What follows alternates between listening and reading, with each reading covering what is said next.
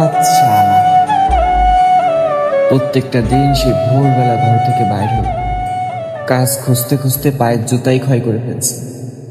কত লোকের কাছে গেলাম, কত জায়গায় করা নাড়লাম, প্রত্যেকটা বার খালি হাতে ফিরতে হয়। চাকরি যেন সোনার হরিণ হয়ে গেছে। জীবনে কতটা আশা ছিল, নিজে কিছু করব, ভাইয়াকে সাহায্য করব, তার কষ্ট কিছুটা কমাবো। অথচ কতটা অপদার্থ হলে যে ভাই নিজের হাতে সংসারটা সামলায়, আমি তার কষ্ট আরো বাড়িয়ে দেই, তাকে আরো প্রেশারে ফেলে দেই। মাঝে মাঝে মনে হয় এই শহরটা হয়তো বা আমার জন্যই না। মানুষের চোখে আজকে আমি শুধুমাত্রই একজন বেকার, যার না আছে বর্তমান আর না আছে ভবিষ্যৎ। থাকার মধ্যে আছে শুধুমাত্র অপমান আর অন্যের দয়া নিয়ে বেঁচে থাকা। কিরে, তোর না আজকে ইন্টারভিউ? তোর ইন্টারভিউ কে খবর? না, হয় নাই। হয় নাই মানে? হ্যাঁ, কি বাংলার কথা বলিস? সারা দেশের মানুষের চাকরি বাকরি হচ্ছে, তোর চাকরি হয় না কেন? না হলে আমি কি করবো? আমি তো চেষ্টা করতেছি। আব্বা তো মরে যায় বাইসে গেছে, যত জ্বালা সব আমার ঘরে। কালকে তুই নিজের কাজ নিজে দেখে নিবি। আমার গাড়ির বসে আর তোরে খাওয়াতে পারবো না। আর কত কত চেষ্টা করে তোরে খাওয়াবো? হ্যাঁ, কত বড় হয়েছিস, নিজের কাজ নিজে করতে পারিস না? থাক বাবা, ওর উপর আর রাগারাগি করো না, ও তো চেষ্টা করতেছে। চেষ্টা করতেছে মানে? চেষ্টা দেখে প্যাট করে, প্যাট করতে ভাত লাগে। ওর কি ইনকাম করে 2 টাকা ইনকাম করার ক্ষমতা আছে? সব জায়গাতেই এখন মামা খালু লাগে। তোমার কেউ আছে? তুমি পারো কত টাকা পয়সা দিতে? আমার সোনা পাখি লক্ষ্মী বাবা আমার, এমন করে কথা বলতে হয় না। বড় ভাই তো তোমার ভালোর জন্যই বলতেছে, তুমি একটু ভালোভাবে চেষ্টা করো আব্বু। দেখো না তোমার বড় ভাই কত কষ্ট করে একা হাতে সংসারটা চালাচ্ছে। দুজনের ভিতরে কাজ করবি, খালি এই বাড়িতে ভালো যাবি। ঠিক আছে, একটা একটা একটা সংসার চালাতে যে কত কষ্ট হয় সেটা শুধু আমি জানি। মা, দুজনের ভিতরে হয় ওভার হয়ে যাবে, না এই বাড়ি টাইম হয়ে যাবো। এই সংসার সংসার ভুল দিবেন।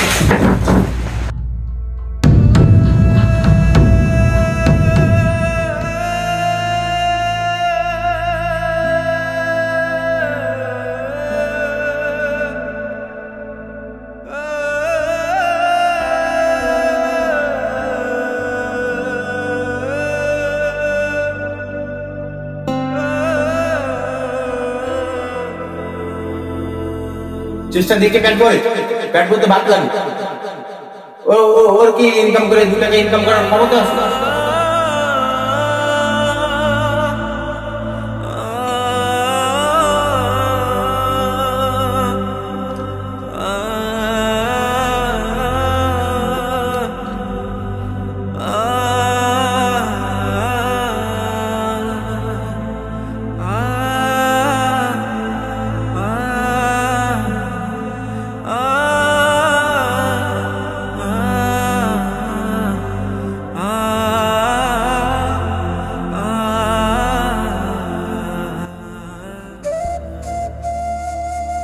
আরে ওই দেখ, আমাদের বিলিয়ন বেকার সাহেব আসতেছে।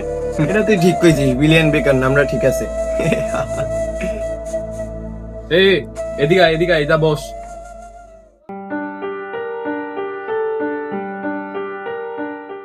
ও মা, ওর একটা চা দাও। ওর চার সাথে বিস্কুট টিস্কুট দিও না, আবার এই সময় অভ্যাস নাই। আরে ভাই, আমার ভাই থাম থাম, ও এমনি তো টাকা পয়সা দেওয়া লাগবে না, আমরা জানি, আমরাই তো দিই সবসময়। কি অবস্থা?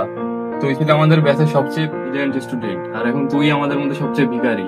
তোর জন্য সবার সামনে এখন আমাদের লজ্জা করতে হয়।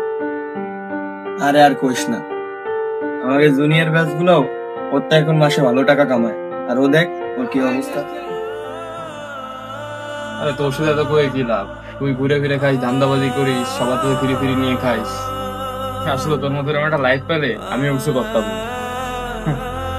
আরে নে নে, তুই খাওয়া শেষ কর, আমরা বিল দিয়ে যাচ্ছি, আমাকে অফিস টাইম হয়ে গেছে।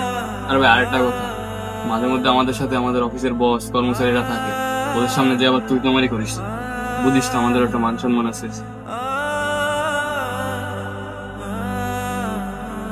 আচ্ছা ভাই, ঠিক আছে, মাথায় থাকবে। যা তোরা। থাক তাহলে, তোর তো কাজ বাজ নেই, আমার কাজ আছে। আরে গ্লাস করে একটু দিয়ে আসিস।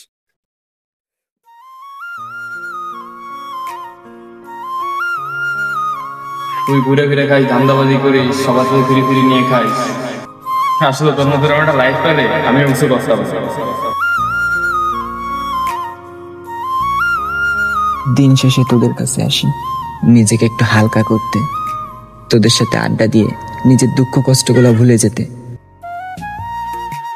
তোরা আমার বন্ধু বান্ধব, তোরা আমার পাশে থাকবি, আমাকে সাহায্য করবি, আমাকে সাহস দিবি, অথচ তোরা আমাকে নিয়ে করিস টিটকেরি। প্রত্যেকটা কথায় আমাকে করিস অপমান। এখন আবার কল যায় কে? হ্যালো, রাখো তোমার হ্যালো। সারাদিন কই ছিলা তুমি? বাসায় আমার বিয়ে ঠিক করতেছে, তোমার কোনো খোঁজই নাই। বিয়ে ঠিক হয়েছে? তো আর কতদিন? তোমার না আজ ইন্টারভিউ ছিল, তার কি হলো? না, এই চাকরিটাও মনে হয় হবে না। কেন হবে না? কি করো তুমি? আমি তো চেষ্টা করছি। ওইটুকুই শুধু পারো। এখন না হলে আমার কি করার? সবখানি মামা খালু টাকা পয়সা এইগুলোর দরকার হয়, আমার এইগুলা নাই, তাই চাকরিও নাই। তাহলে আমি এখন বাসায় কি বলবো? কিভাবে তোমার কথা বলবো? তুমি তো জানতে এগুলো সব আগে থেকে। আমি তো তোমার থেকে কিছুই লুকাই নাই। আমি তো একটা মেয়ে নাকি? বাসা থেকে ছেলে দেখছে, আমাকে প্রেশার দিচ্ছে, আমি এর কত আটকাবো? ছেলে কি করে? ছেলে ডাক্তার, তার বাবারও বড় ব্যবসা আছে। আপু আম্মু সবাই পছন্দ করেছে, আমাকে জোর করতেছে তাকে বিয়ে করার জন্য। আমার কথা তারা শুনতেছে না। তাহলে তোমার এখন উচিত হবে ফ্যামিলির কথাই শোনা। না, আমার তোমাকেই চাই, আমি এই বিয়ে করব না।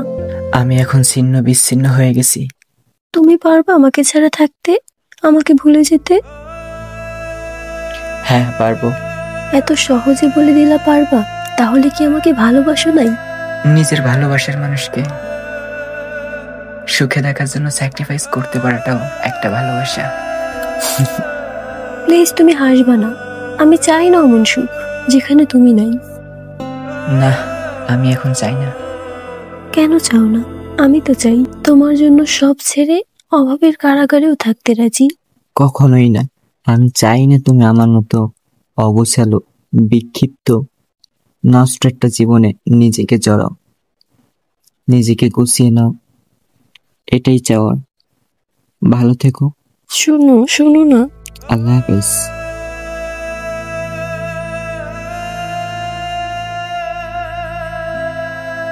চিরটা কাল এই হৃদয়টা ছটফট করবে শুধুমাত্র তোমাকে না পাওয়ার যন্ত্রণা। কত মানুষ তাদের প্রিয়জনকে ধরে রাখার জন্য পায়ে পড়ে কান্না করে, অথচ অভাগা আমি অসহায়ের মতো তোমাকে অন্যের হাতে সঁপে দিলাম।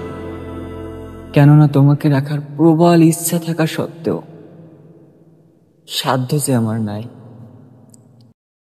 হাজার কষ্ট, শত শত হতাশায় ক্লান্ত এই জীবনে তুমি ছিলে একমাত্র ক্ষুদ্র আশা। তুমি ছিলে আমার জীবনের সব থেকে উজ্জ্বল আলোটা, অথচ নিয়তির নিষ্ঠুর খেলায় সে আলোটা স্পর্শই করা হলো না আমার। জয় পরাজয়ের খেলায় প্রতিবার হেরে যাওয়া ছেলেটা আজকে জীবনের সবচেয়ে বড় পরাজয়টা মেনে নিল। যাকে জীবনে সবচেয়ে বেশি করে চেয়েছি তাকেই আর পাওয়া হলো না। অন্ধকার জীবনে টিপ টিপ করে চলতে থাকা প্রদীপটাও আজকে নিভে গেল। কিছু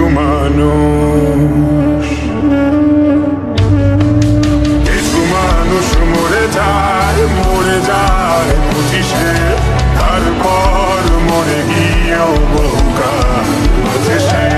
কিছু মানুষ মরে যায় বুঝিসে, তারপর মরে গিয়েও বহুকাল বুঝিসে।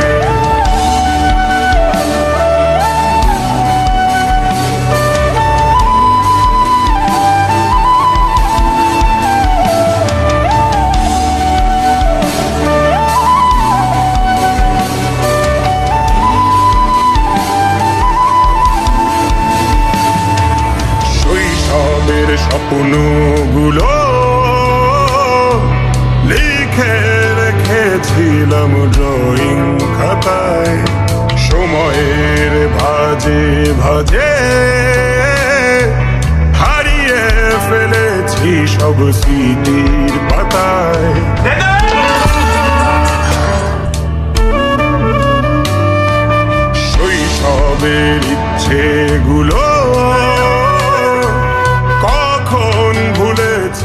করিনি খেয়াল।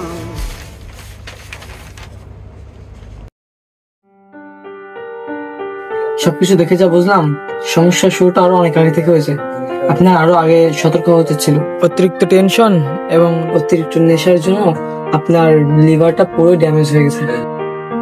তো ডাক্তার সাহেব, এখন কি আর কিছুই করার নাই? আমার হাতে কি কিছুই নেই, নাকি সময় একেবারে শেষ?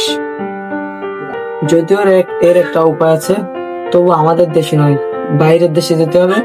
তাও এটা অনেক সময়ের ব্যাপার, ব্যয়বহুল। তো ডাক্তার সাহেব, খরচ কেমন হতে পারে? এই ধরেন আনুমানিক 5-6 লাখ টাকা তো লাগবে। 5-6 লাখ টাকা? যে জীবনের মূল্য 5 টাকাই নাই, সেই জীবন 5-6 লাখ টাকা দিয়ে সুস্থ করতে হবে?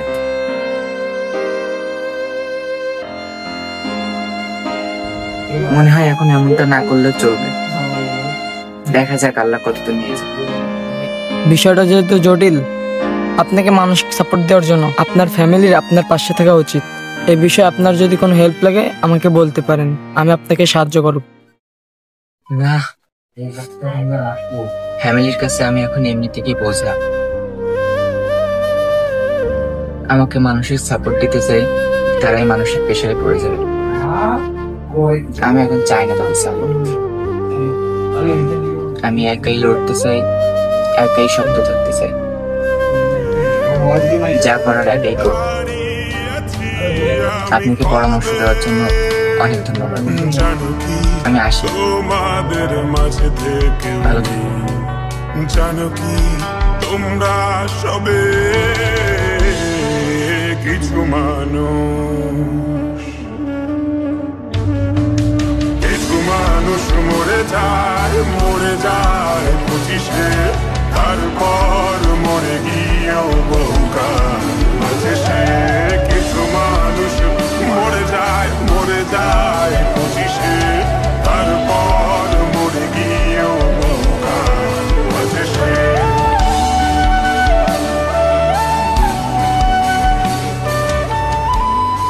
বাবা,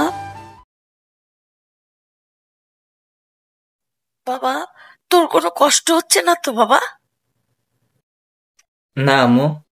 বাবা, তোর শরীরটা ভালো? হ্যাঁ, সব ঠিক আছে। শোনো না আম্মু, তুমি না আমার এই ছোট্টবেলা কত আদর করে ঘুম পাড়িয়ে দিতা। আমার অসুখ হইলে কত কি করতা। আমার না আজকে অনেক ঘুম পাচ্ছে আম্মু। আজকে অনেক ইচ্ছা হচ্ছে তোমার সেই ছোট্টবেলার মতো তোমার কোলে একটু ঘুম পাড়তে দিবা। আমার অনেক বড় একটা ঘুম আসতেছে আম্মু। আমার একটু তোমার কোলে ঘুম পাড়ে দিবা মা। আমার না অনেক ইচ্ছা করতেছে আম্মু, অনেক ইচ্ছা করতেছে, অনেক অনেক। আমার মনে হচ্ছে তোর খুব কষ্ট হচ্ছে, তোর গলা শুনে আমার মনে হচ্ছে। আয় এদিকে আয়।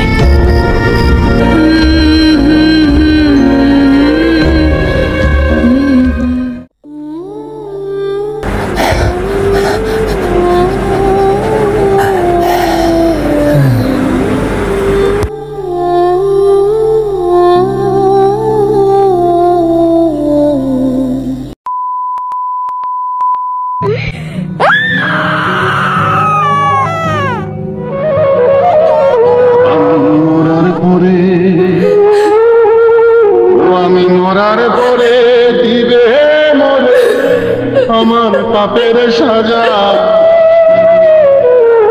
অনন্তকাল বইতে হবে আমার পাপের বোঝা। আমি মরে যাব, মরে যাব, মরার সঙ্গে সঙ্গে পড়ে যাবে কান্নাকাটির ভিড়। সবাই আমার মাটি খুশিতে হইবে অস্থির।